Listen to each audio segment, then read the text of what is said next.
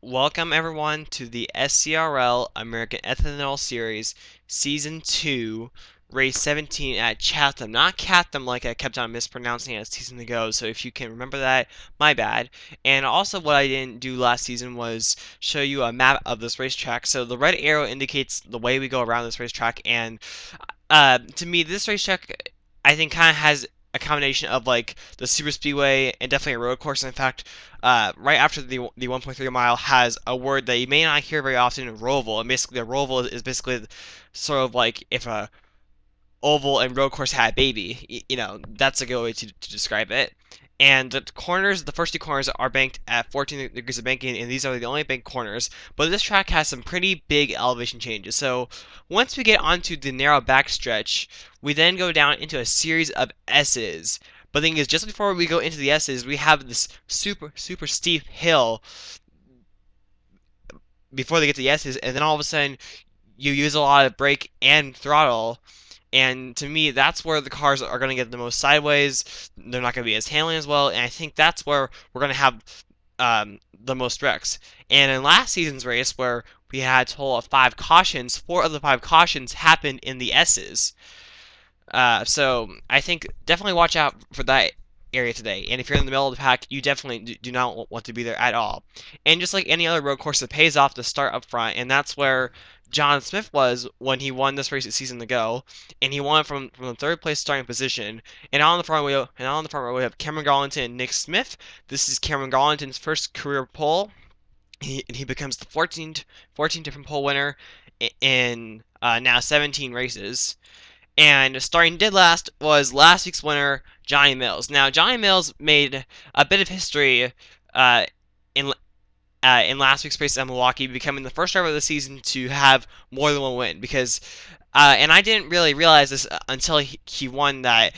Until Milwaukee, we had a new winner every single race, and Johnny Mills broke that streak. Who won at Milwaukee, and then but then he also won 2 weeks prior to that at Kentucky. So Johnny Mills, I think he probably has the most momentum. But anyway, also after Milwaukee, we now have once again a tie for the points lead between the same two drivers that I think were tied for the points lead after Bullitt/Hartlepool, Dale Scott, Dean Orton. But now I think the margin between these two drivers and I think the rest of the field, Biff Crafton and Andrew Gorman, has actually shortened a bit. So at this point, if both of these drivers have a bad day, it really opens the door for, like I said, Biff Crafton, Andrew Gorman, and it's just those 4 drivers that are in the championship picture. No one else is really that close. So I have a feeling that our future champion is one of these 4 drivers. And now, after that long explanation, let's now get the cars rolling off at Chatham.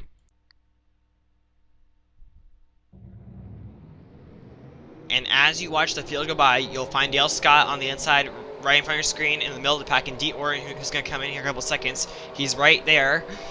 He starts towards the rear of the field, so this is going to be good. So this is going to get very interesting. Anyway, Cameron Garlington, Nick Smith, for the second time ever at this track, we are green. Pretty even start, but Cameron Garlington should have the advantage down into turns 1, 2, and a very early caution is expected. And now, as we pan the camera here, the second place here, well, watch out. Here we go! Matt Hotchkiss are here! Alan Gray! Pancakes are here! There's spin right here! Down into the, downhill steeper here, but it looks like everyone keeps it together.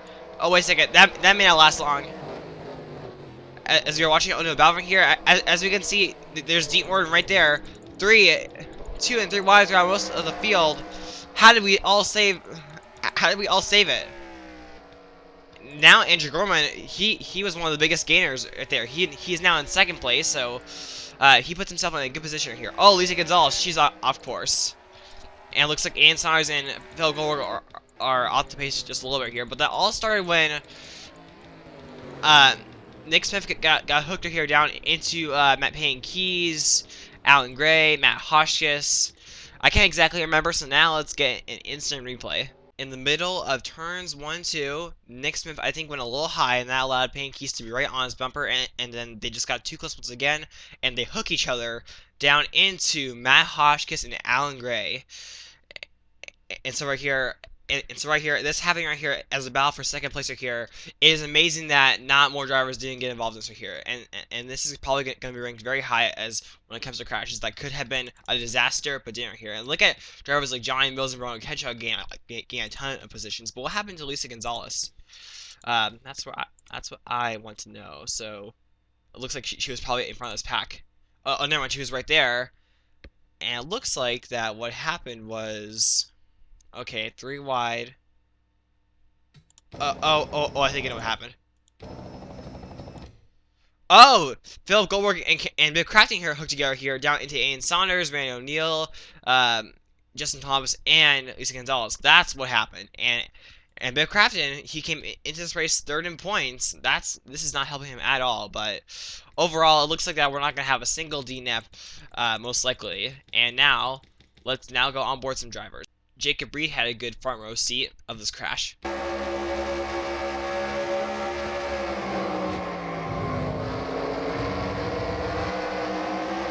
As he was checking up, Dale Scott got himself into uncharted territory when Garrett Sinner got into the back of him, and yet he was still able to get through this melee. For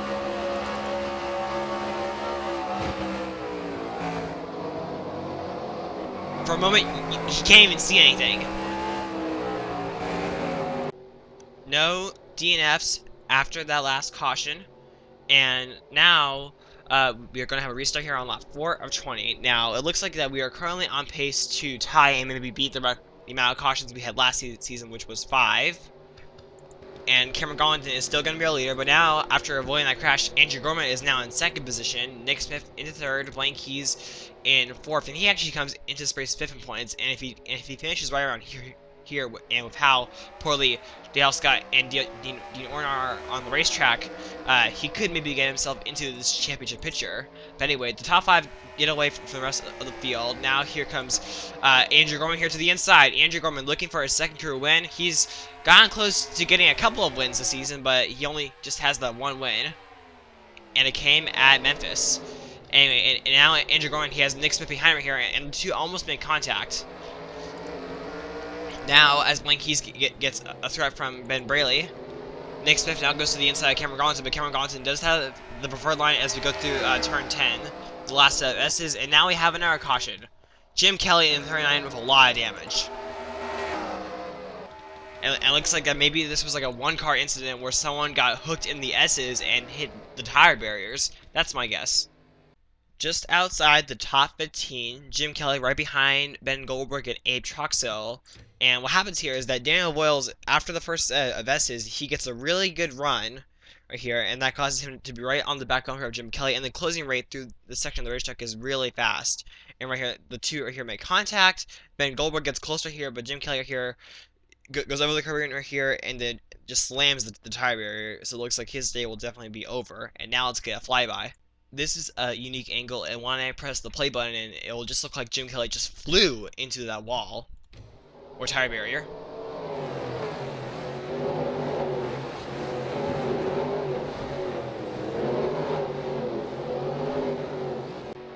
It's not labeled yet, but Jim Kelly is out of the race, and so here is the rest of the field. So Dean Orton is currently in 27th position, Dale Scott is currently in 20th.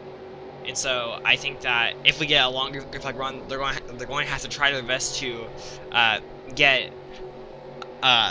make up ground. But currently right now, this is reminding me of yesterday's race at Atwood in the Truck Series, where we had a caution, and it didn't look like we were going to be able to get a green flag lap in. But then after that, we had our longest green flag run of the day after the midway point. And here we go. Andrew Gorman, Cameron Gallatin, Nick Smith, the top 3, lead us back to the green flag. Cameron Gallatin, I think he got a better restart. Now if he gets his nose inside there, he might be able to get this lead back. But here comes Nick Smith in the 19, looking to do that before he can. And here he goes, followed by Blaine Keyes now. And now Nick Smith, now alongside, or almost alongside, Nick Smith. Not Nick Smith, Andrew Gorman here. As behind me here, I saw Garrett Sinner, he got hooked.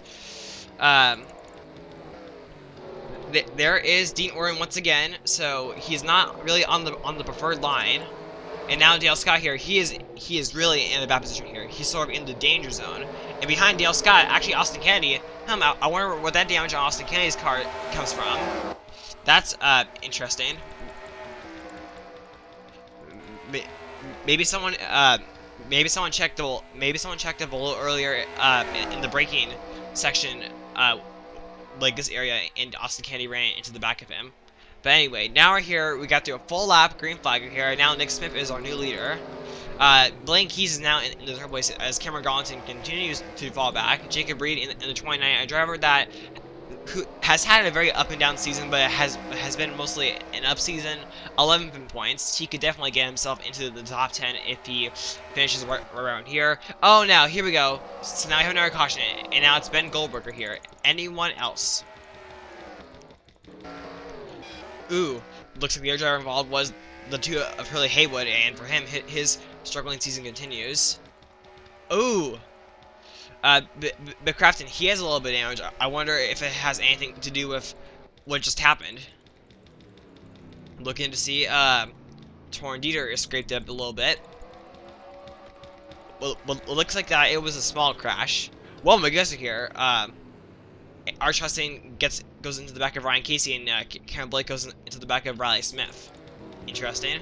And now our leader is now Nick Smith. Let's take a look and see what happened. We might have some angry drivers after this crash. So Garrett Sinner and Ben Goldberger here, they basically just took together, and then Hurley Haywood eventually just he just has nowhere to go here when Ben Goldberg comes up in front of him right here. Ben Goldberg makes a hard impact into that inside wall, and now as we show the helicopter here, when Hurley Haywood comes back up across the checker here into Torn Dieter, we then got into Johnny Mills. He goes sideways into the tire barrier. Ben Goldberg also. Not Ben Goldberg, Rowan Kedrick also got collected pain. He's got some damage here, and as I play this in real time, the four of Connor Breen get together, so there's Biff Crafton and Justin Columbus also gets a piece of it. So actually, this crash was actually a lot more bigger than what I expected.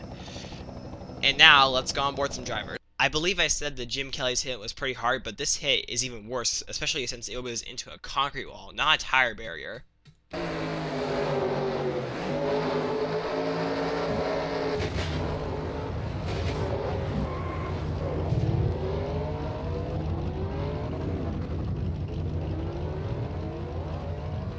Brian Hedgehog has had a pretty good season. 9th in points, has come close to winning on a couple of occasions, but him getting involved in this crash is probably going to get him a finish that he does not want at all.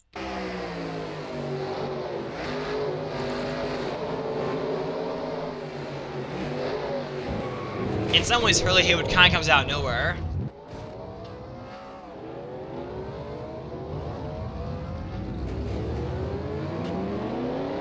Biff Crafton's night has gone from bad to worse.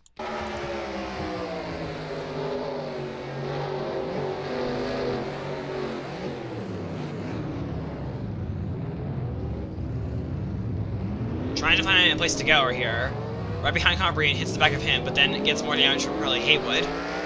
Evan DePaulo, who I believe got his best career finish last week at Milwaukee, came just inches from getting involved in this crash.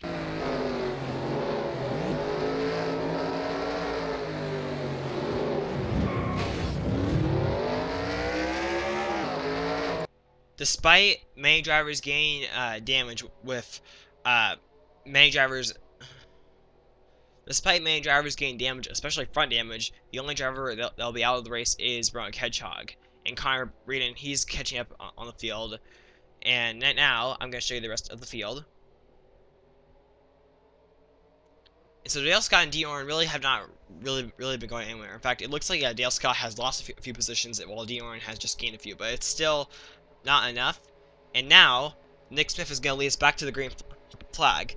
Here we go, lap 11 of 20. So we've currently had 3 cautions in this race, so yeah, we are definitely on pace to tie the record. And now here comes Ben Braley to the inside of Blaine Keyes, Ryan Casey going to the inside of Jacob Reed, and Cameron Garlington.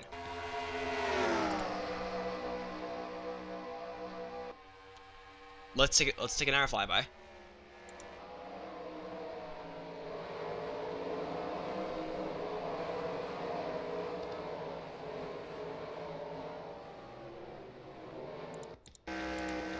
So now Nick Smith, he's gone out to a big lead, as now Ben Braley tries to pass Andrew Gorman.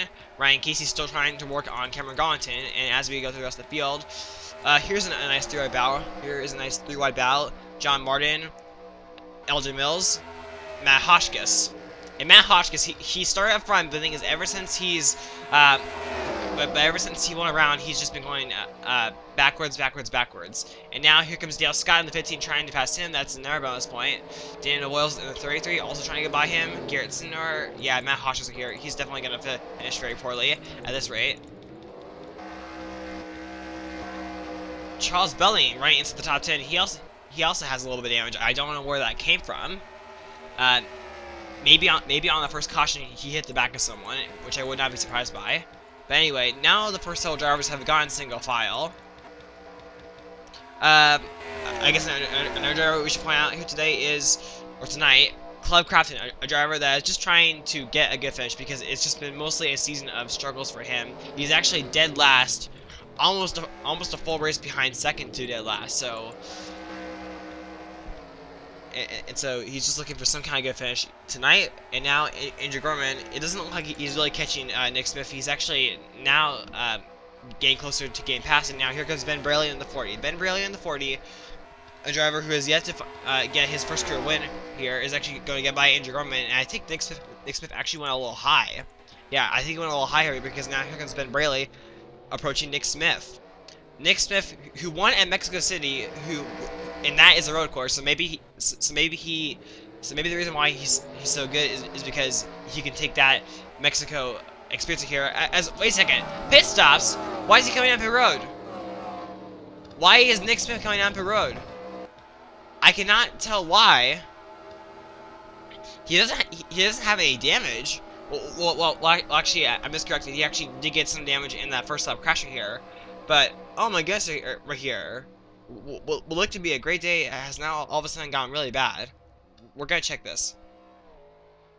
Okay, right side tires are being checked, and they're being added.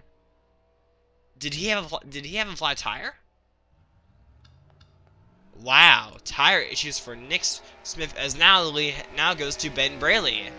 So so what a heartbreak for Nick Smith here on a day that he could have easily won.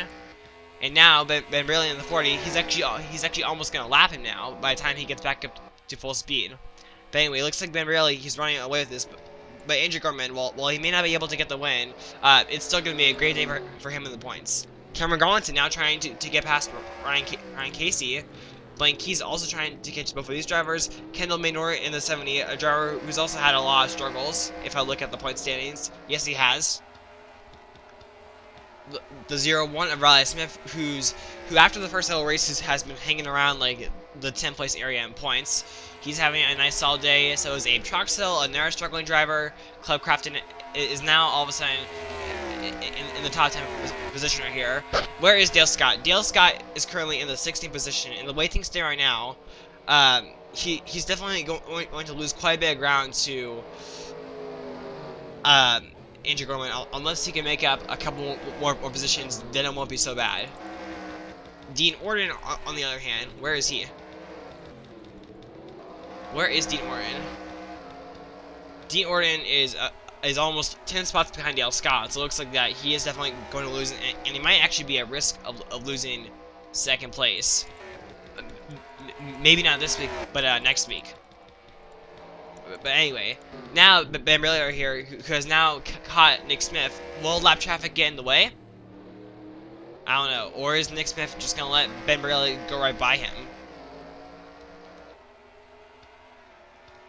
I think that's the first time this season, or maybe ever in the SERL, where a driver had to give up the lead to come down pit road for an unscheduled pit stop. Because last season, pit stops were turned on throughout the first several races, and so in that case, and so in that season, if the leader did come down pit road, it wasn't really that shocking because he or she had to come down pit road. But this time, under green flag conditions, the only time you'll see drivers make pit stops is if they got involved in a wreck or engine failure or tire failure. And I guess tire failure is what happened to Nick Smith. As now Ben Braley, who got by Nick Smith, it still leads her here, and looks like that he's going to be able to take away the win. Andrew Gorman, yeah, he's just too far behind. Something major needs to happen for Ben Braley, and now he's actually starting to catch the lap car of Hurley Haywood, but he's still not gonna have anything to worry about. So coming out of turn, I think this is turn number 7 into turn 8. Well, actually, turn 9, turn 10. Coming out of turn number 4, Ben Braley is gonna see his first checker flag of the season, and it comes at Chatham. And so, what a pretty eventful race in the first half, and then things calmed down in the second half. A lot like what we saw yesterday at Atwood Raceway Park. And this race, it's not going to have a huge shake-up in the points, but I think there definitely will be a couple of positions swapped here, as I now show you the finishing order.